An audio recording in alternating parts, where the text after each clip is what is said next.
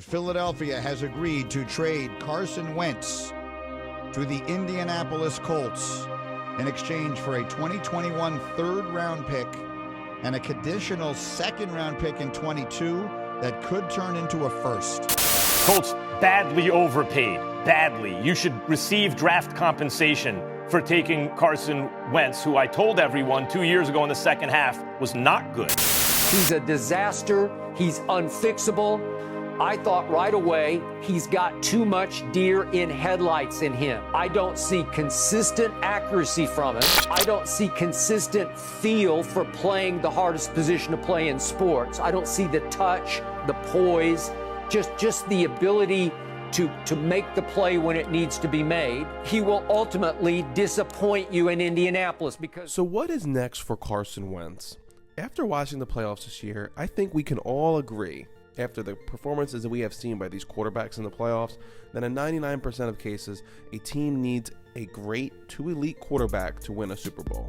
Just to give you guys some context, look on your screen and see that these are the last 10 QBs to win a Super Bowl. Most of these guys are great to elite for the past 10 years. There's no doubt that having a talented quarterback like Carson Wentz gives you an advantage. But however, time and time again, this guy just finds a way to lose. Whether if it's injuries that plagued him earlier in his career, or if it's his lackluster performances in big moments, the Indianapolis Colts are scratching their head on how they went from an 11-5 team with an aged QB in Philip Rivers to a disappointing 9-8 after trading your first and third round pick to Philly for Carson Wentz.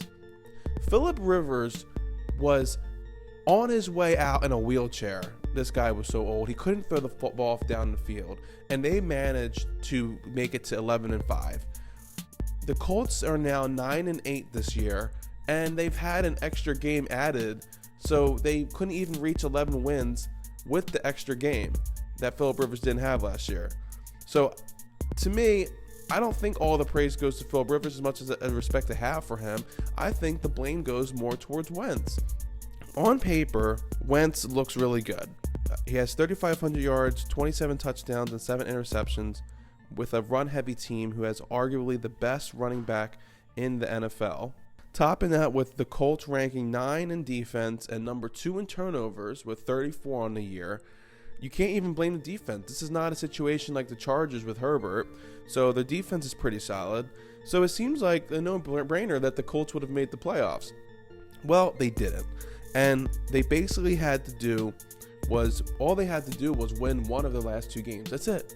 Just one of the last 2 games. And their last game was against the Jacksonville Jaguars, who had nothing to play for. They lost their head coach midseason, and they had nothing to play for. So this is why the Colts and Football Nation and Colts fans have no idea what to think of this guy. He's super talented, makes great throws, but seems to crack under pressure, unlike some quarterbacks. All in all, I think Wentz has one more year to bounce back and prove he's not a bust. He has a lot of pressure on his shoulders in 2022, and if he doesn't play lights out, I could see him possibly being benched or traded midseason. Let me know what you guys think about Carson Wentz, and like, comment, subscribe. Let's talk about it. Stay tuned for more videos, and let me know what you guys think about this situation with Carson Wentz. Peace.